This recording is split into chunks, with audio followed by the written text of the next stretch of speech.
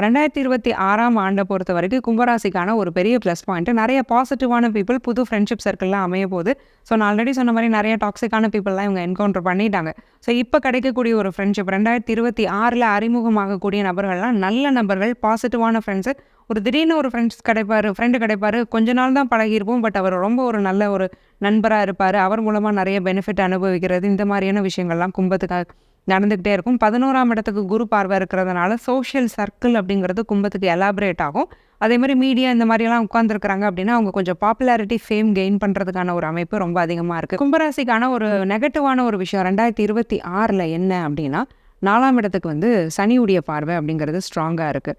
So அப்போது அம்மாவுடைய health அப்படிங்கிறதுல கும்பம் ரொம்பவே கவனமாக இருந்துக்கணும். ஏதாவது ப்ராப்பர்ட்டி இன்வெஸ்ட் பண்ணுறாங்க அப்படின்னா அதில் லீகல்ஸ், பேப்பர்ஸ் எல்லாம் பார்த்துக்கிட்டு இவங்க சைன் பண்ணுறதுங்கிறது ரொம்ப நல்லது.